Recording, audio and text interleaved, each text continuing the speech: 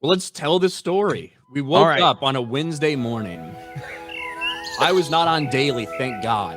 I had the day off, so I got started a little later.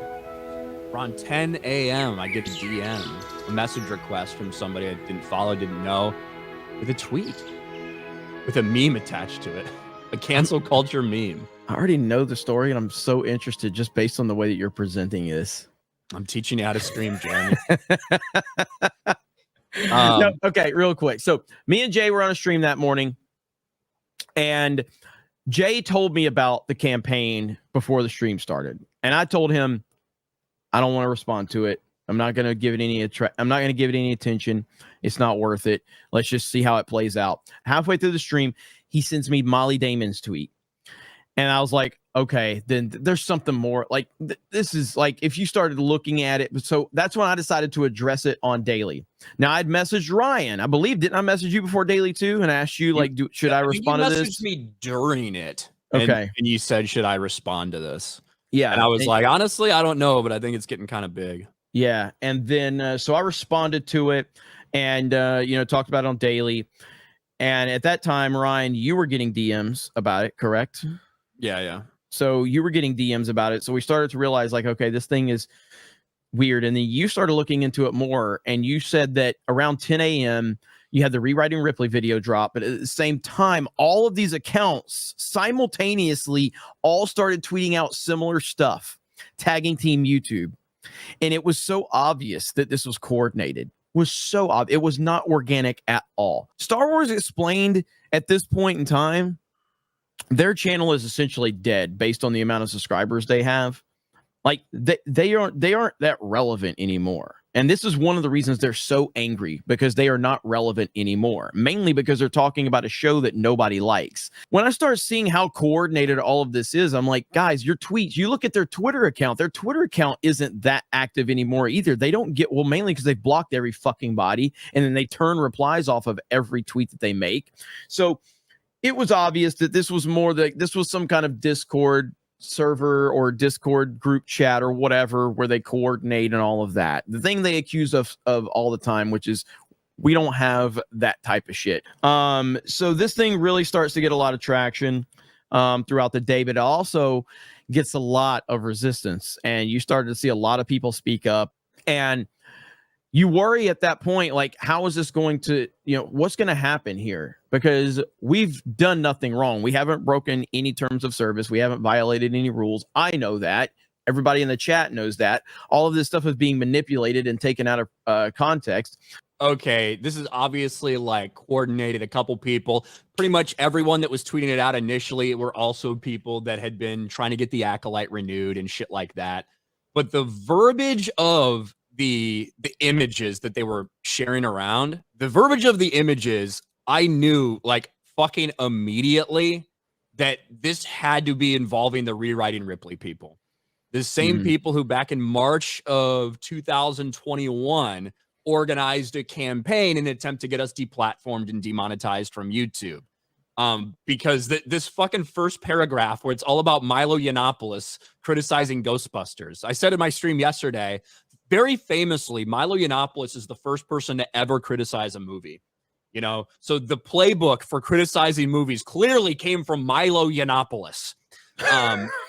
So when I saw that in the first paragraph, like, these fuckers have to be behind that. So I switched over to an account where I'm not blocked by them and checked out Rewriting Ripley. And sure enough, at 9:59, 1 minute before all of these other people had started coordinating and tweeting this thing out at the same time at 10 a.m. Eastern, 1 minute before that, Rewriting Ripley had dropped yet another video calling for action and calling for demonetization of myself, you, and Gary. Like, this is who was behind it. This very same people combined with a couple Acolyte fans. And who knows if Star Wars YouTubers were involved in this or just were made aware that this was happening and decided to signal boost it. Kind of tough to tell. There's really no evidence of one thing or the other. But certainly a lot of Star Wars YouTubers, some of them which have, access to Lucasfilm, who have pictures with Dave Filoni and Leslie Headland and get these trips out to Lucasfilm, people like that, very much involved with trying to spread this targeted attack and get us demonetized. Yep. Like, that was very obvious from the start. And we're talking about hundreds and hundreds and hundreds of posts. Like, that's the number of posts I feel like we're talking about when you scrolled through it on that day. And you know what? These people have had rough lives, Jeremy. They haven't had many wins. In fact, they've taken a lot of L's, had a lot of losses. When they decided a couple years ago to come out to tell their parents that they're gay or trans, their parents probably disowned them. That didn't go over well for them. So they said, you know what? I've got this new Star Wars show coming out. It represents me, and I'm so happy for it. It's called The Acolyte. I can't wait to watch 5 seasons of this. And they loved it when it was on, not because of the story, but because it was representative. It was diverse. They thought, finally, I have something for me. Well, that got fucking canceled because nobody watched it. Ooh, another blow there. But then they said, there are more of us. We know if we get enough attention, we can get this show renewed. I know there's people out there that love it. That didn't work out very well for them either. 70,000 signatures on their petition. Last I looked, 70,000 signatures on a Star Wars project. Are you kidding me? Yeah. Like, but then, Jeremy, listen, they failed there too, right? Fail. But then they had an idea, a terrible, awful idea. What if all these people that are talking bad about our show, you know, the reason that people don't like it just because these YouTubers probably mind control them into not liking it. Couldn't be possible that people don't have the same opinions as we do. We need to take them down. We need to coordinate. We need to launch a targeted attack. We need to tell Team YouTube what's going on. We need to demand that they get demonetized. And for 24 hours in these people's miserable, pointless, stupid, pathetic lives, they thought they had done something. So many people were talking about this. Team YouTube was replying to them, encouraging them to report these videos. Of course, all of them said, I've been reporting them for years and you've done nothing. But for 24 hours, they felt like they had a victory. Until Team YouTube responded and said, go fuck yourselves, you losers. Team YouTube coming through with a big old W. Team YouTube dropped the bomb on them and essentially said, we know this is probably upsetting to you, but none of this content violates our policies. We took a careful look at all the videos involved, and these videos will remain up.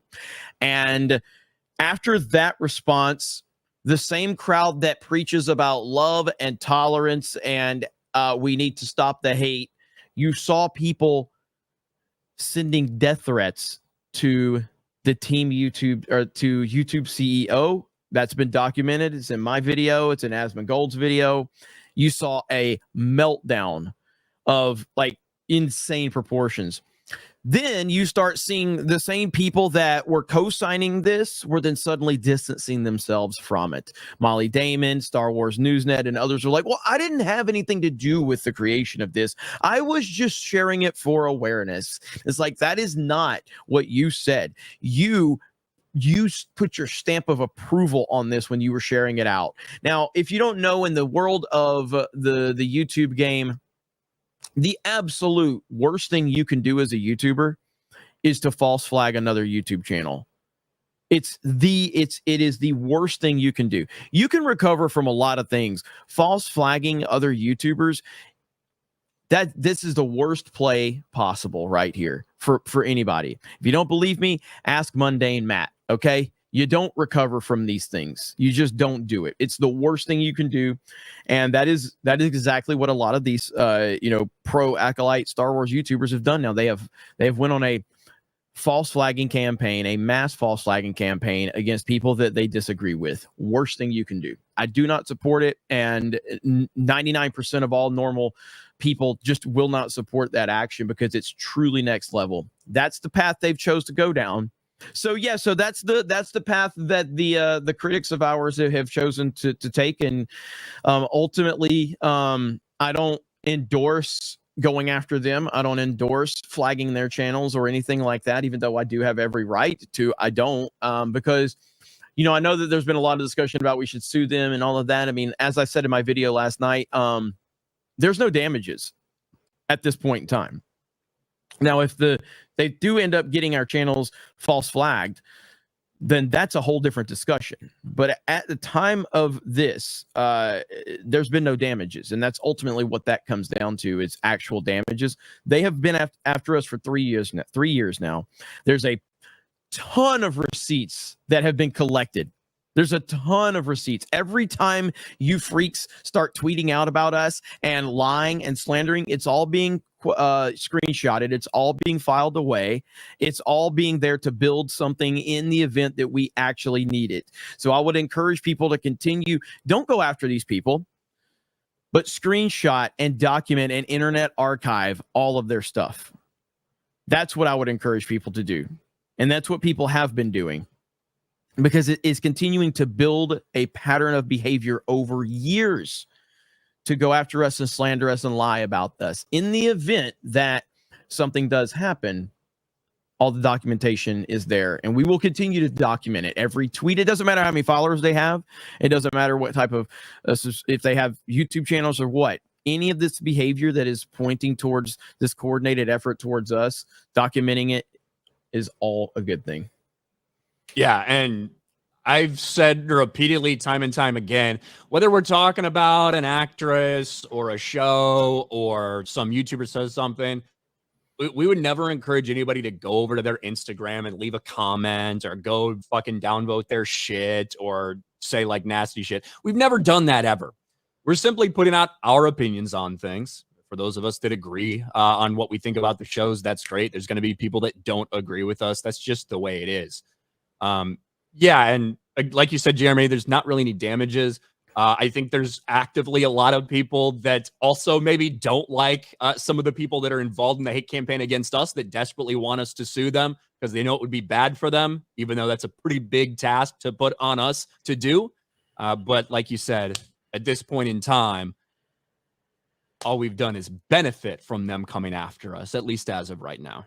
Yeah, and we'll see what the future holds. But as of right now, we're continuing to move forward, and there's nothing these weirdos are going to do